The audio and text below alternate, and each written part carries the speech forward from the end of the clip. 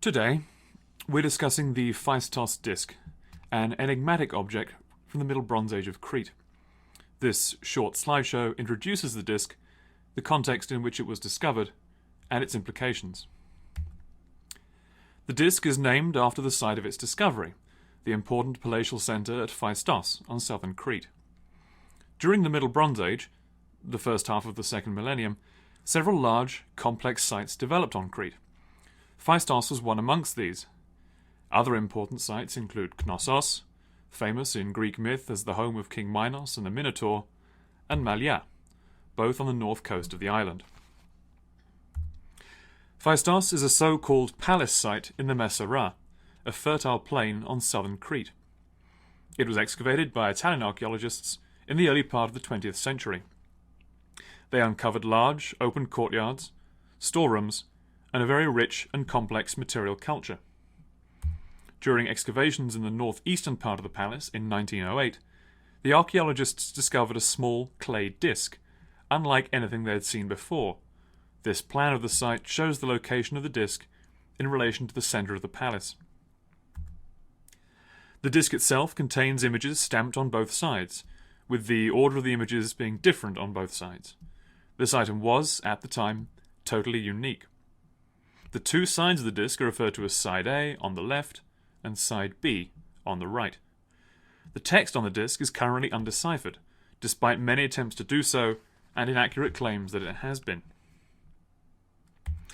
The disc is approximately 15 centimeters in diameter and 1 centimeter in thickness. It seems to have been burnt during a fire or destruction episode at the palace, which is why it is preserved. There are a total of 241 images on both sides of the disc, representing 45 unique signs, which have no exact parallel anywhere else in the Aegean Bronze Age. These signs are mostly pictograms, that is, they represent real things, as do the signs in most scripts in their early stages. Linguists and archaeologists think that these pictograms are also syllabograms. Syllabograms represent syllables rather than individual sounds, as in our alphabet. The arrangement of syllabograms into groups allows for the formation of different words. Both sides of the disc are divided into a single continuous register. Within this register, groups of signs are demarcated into subgroups. In all probability, these represent words.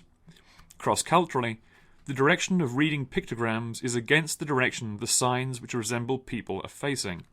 Based on this and other evidence, the text should be read in the direction indicated by the red arrow, so from the outside in. While we cannot currently read the disc, there remain important questions about its meaning and its significance that we can address through other means. We'll consider some parallels to see what light they shed. The general context of the Phaistos disc and its script is the emergence of complex societies in the Aegean. Already in the third millennium, people seem to have been very interested in recording and accounting for certain types of product. At Lerna, in mainland Greece, these sealings were found, suggesting the wish to express individual ownership via these symbols over certain types of good.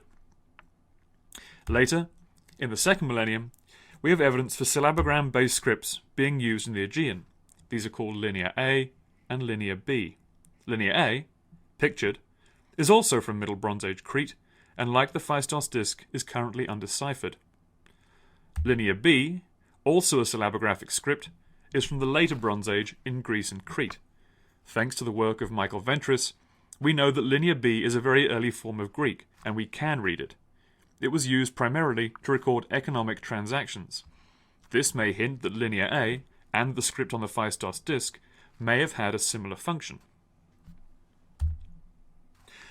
The pictograms on the disc resemble in part some of the symbols of Linear A. However, the strongest parallels come from an artifact called the Arkolohori axe, a bronze ritual axe which was discovered in a cave by Greek archaeologists.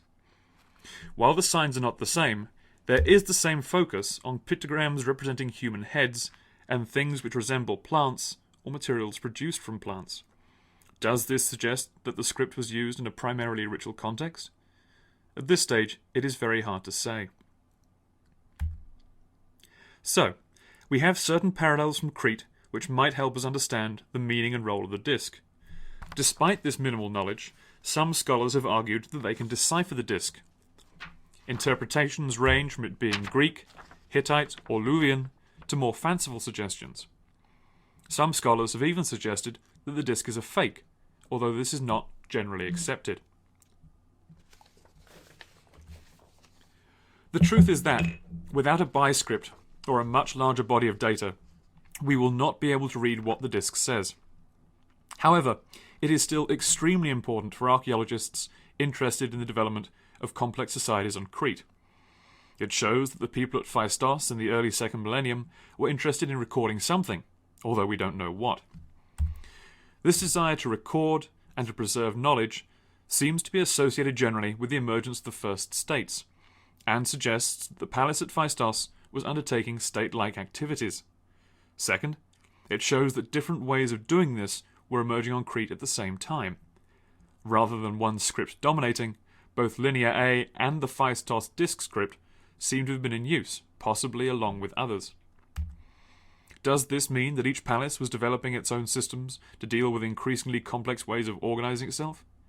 This is a question at the cutting edge of Cretan archaeology.